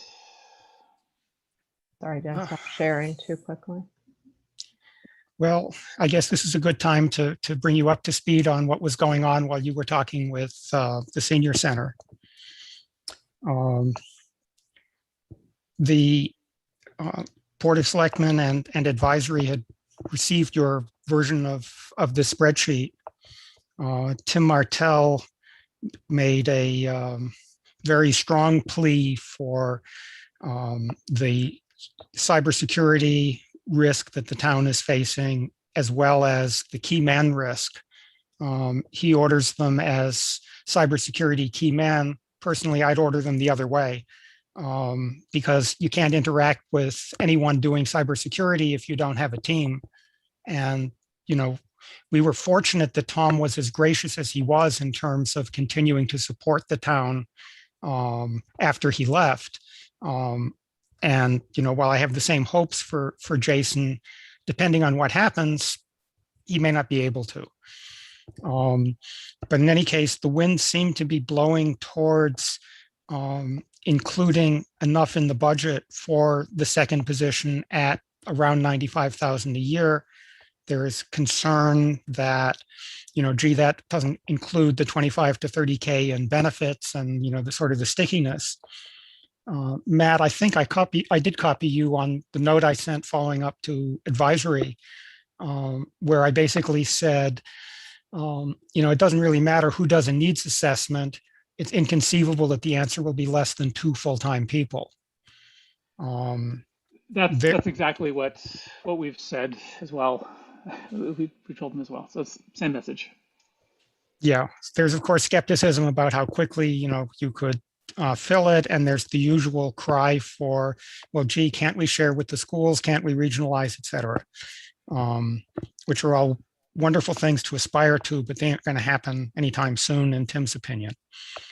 John Butler also jumped in and pointed out that the current situation is basically unsafe. Pointed out that an organization sort of the size of the town, if you subtract out the schools, tends to spend about 7 to 8% of its budget. We're spending, maybe a third of the low end of that on IT. Martel also pointed out that so far, about 1/6 of all the mass communities have suffered a ransomware attack. That Lawrence, in the past 5 days, has gotten to the point with the FBI where they're trying to figure out, how are they going to pay as opposed to, get back from backup. So, without going into the sort of gory details, I think people are becoming sensitized to the risk. I think the budget direction at the moment is that the full thing will be submitted, and then advisory is going to continue to try and figure out, how can we do it with less? How can we, reduce other parts of the budget? What are the other things that can be done so it doesn't impact the tax rate? And finally, there's been an emphasis on, can't this all be done with consultants? And I think the case has finally been made that, an unsupervised consultant is, sort of like leaving a loaded gun in a kindergarten. A consultant doesn't work unless he or she is supervised and engaged with people, and you're not going to do that with one Jason running around trying to do all things for all people. Yeah, and that was our message. That was Angela's, my message when we chatted with Kathy. Is a consultant comes in, does something, and gets out.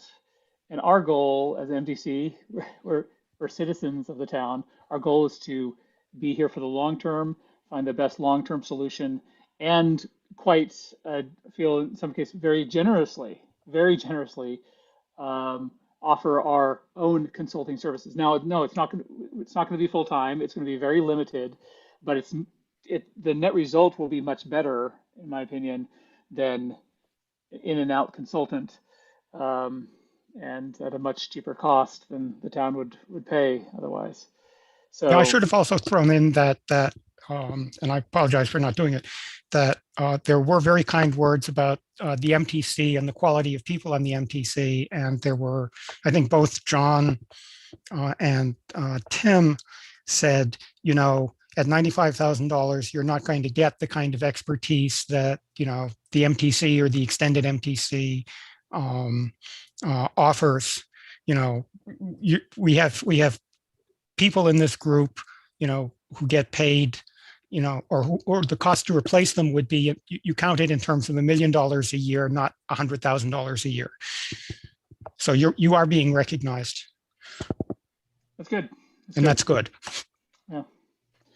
So good. Well, it sounds like it's headed in the right direction, and Yeah. That's good. But you need to keep an eye on it because it will tend to regress. Has there been any effort? I mean, it sounds like there has been some based on what Tim said, but in terms of comparing IT budgets to other towns, say on a per capita basis, just because that's the simplest thing to see, where we sit in general at a bottom line number, as well as where we sit on some of the sort of midline numbers, just to see, whether, where we're potentially underspending and where we're potentially overspending.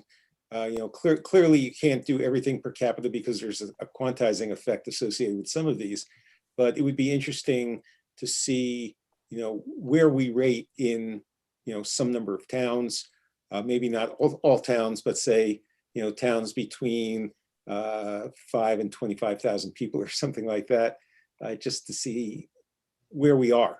And Yeah, so advisory did a little bit of that. I'm not sure how deeply they went in. About a year or so ago, when I managed to get advisory interested in this, actually, I think Tim Martell and I did it more or less in parallel. I did hunt around at some of our neighboring towns, and I really couldn't find anyone who had less than 3 and more typically, 5-ish people in a department in the neighboring towns, of kind of roughly our size. And, typically you had a director, an assistant director, someone responsible for applications, someone responsible for networks, was kind of about the way things broke. And then whether schools were separate or included, that seems to vary. But they're not, I've never seen schools included in something as small as, 2 or 3 people. But even in terms of number of people, it's not a unidimensional problem, because, for example, if every one of our applications, without exception, was in the cloud, then the number of people that you might need to manage the IT infrastructure could be, a third less than if all of them or half of them were in the cloud, and it could be, even a smaller proportion of if none of them were in the cloud. So I think you need to sort of look at the problem a little bit more broadly than, do we have 2 people or 4 people? I agree with what you're saying, Larry. I didn't, try and call the towns up and Oh no, dig in. I wasn't commenting on that. I was just noting that I think it would be interesting at some point to try to start collecting some of that information. Obviously the towns all publish their budgets, so there's no hidden information. It's just a whole lot of time and effort. I was just trying to do an order of magnitude argument, that says, gosh, you need someone who's in charge, and you can't have that person be a single point of failure for the town. Obviously. So that's 2. Yep. Right. And then you say, is it likely that, on top of that, you would like to have someone doing the break fix, the trivial user consults and stuff, so that those 2 people can actually do some strategic work? Yeah, that's quite likely. So gross sizing without digging into applications and trying to say, where is this one, says, you're not looking at 100 people, you're not looking at 50 people, you're not looking at 15 people, but you're sure as heck not looking at 1. Yeah, Exactly. This is the survey, and even towns that are smaller than us, they have 2 people. So I mean, it's. Oh yeah, I mean, I don't believe that fewer than 2 people is in any way feasible. The question is it 2? Is it 3? Is it 4? And I have no idea. Yeah. Yeah. Okay. Just from a process perspective, the warrant for town meeting, I believe, has to go out the last week of April. So if there are regressions in the stance on any of the budget items, is it factual to say that there's only essentially the rest of this week and maybe another week and a half that those changes could occur? No. And then no, so they can change it no, after the warrant. Actually, it's worse than what you're saying, Angela. Okay. The Board of Selectmen is planning on signing the warrant at their meeting a week from today. And so that's what will go into the warrant as a printed budget. That's why the strategy suggested tonight was to put in the upper bound of what people might agree to, because one can always amend it down at town meeting. There will be discussions, at advisory. In fact, advisory is meeting now. I can't be in 3 places at once. And so I'm sure that conversation will be carried on, and there'll be, I think, at least one more advisory committee meeting. There is where I think there, and at next Tuesday's meeting, there's the opportunity for things to be negotiated down. Then once the warrant is printed, the discussions will go on even further about Okay, so we printed this wildly pessimistic, or from our point of view, optimistic number in the warrant. Now, how do we shrink it and, not have the issue of, all the people who are calling the selectmen and saying, I'm out of a job, taxes really can't go up this high, et cetera, against what we and others are saying is, yeah, but the average, payout for a ransomware attack is about $400,000, and some of them go into the millions. And that doesn't count, the fact that the town is out of business, for the time that that's going on. So that's sort of the flavor of what's going on, and hopefully I've clarified the timescale for you. Yes, thank you. Thank you for letting me look at this budget today, because it gives me one day to really review it. By the way, Angela, can you send me a copy of that file, please? Sure, Yeah. of course. So yeah, to that point, Jason, I'll find some time with you one-on-one just to re-review what we reviewed tonight, because before this meeting in the selectmen and advisory, they want to make sure that we are synced up with you and you feel comfortable with the budget. And if you see any sort of major things, I mean, honestly, we inherited a lot of the specific line items from Tom before, but we've tweaked some of the other major, some of the line items. So I'll find some time with you one-on-one, Jason, just so, very, very shortly here, so we can get any key feedback, because if there's something, if we want to steer the budget in a different direction, we need to do it like right now, because they're. Yeah, as you can tell, I have opinions on things. You're welcome to give me a call Okay. or trade email. I'll give you my 2 cents, which you can factor in at whatever it's worth. Okay, our Sounds random. good. Yes.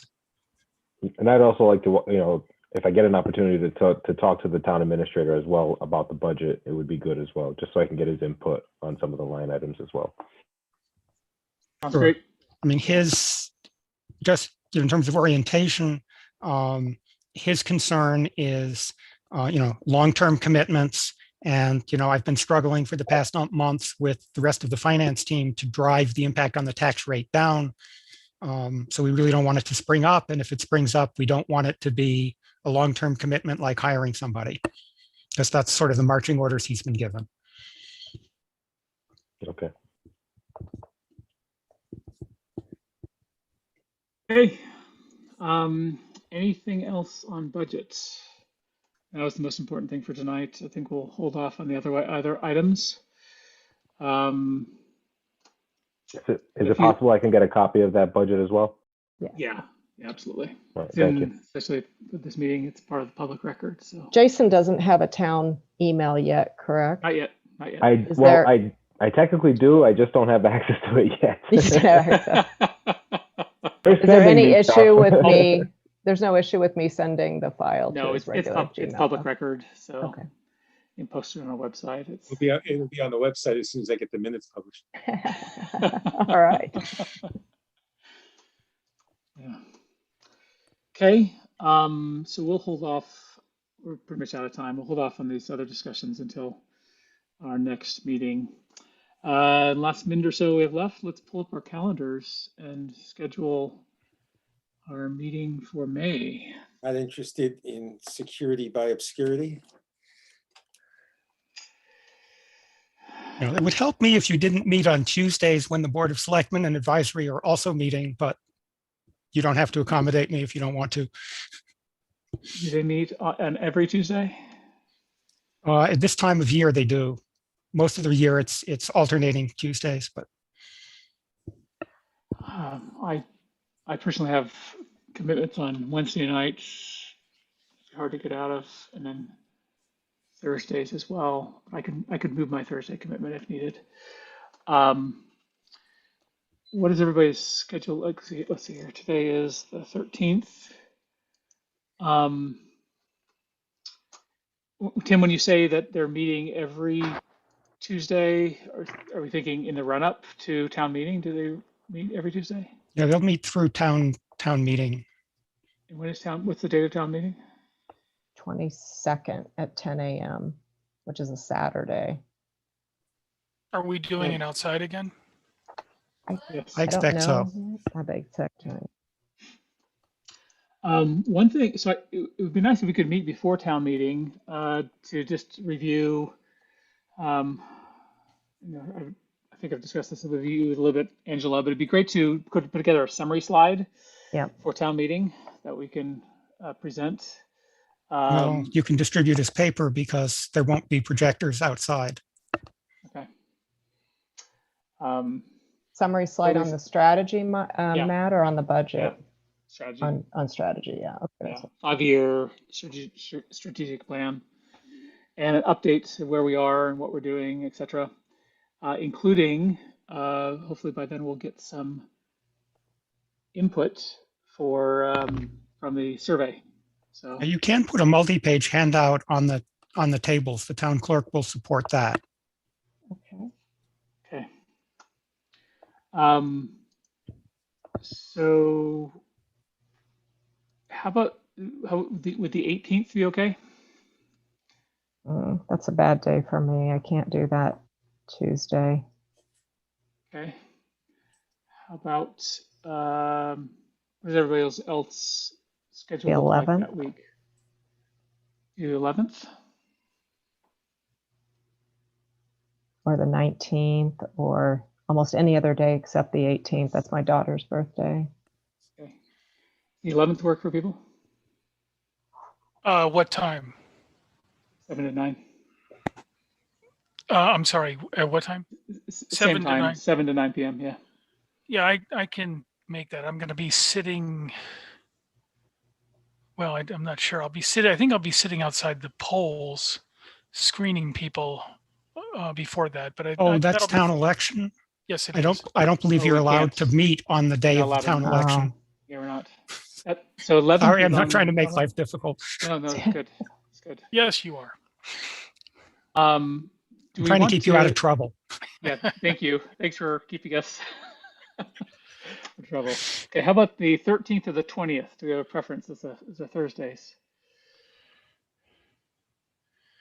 13th is fine for me. I'm actually in Montana for a good chunk of May visiting the other kids and grandkid. So it'll be 2 hours later for me. So it'll be out of the way of almost anything at that point. 2 hours earlier, right?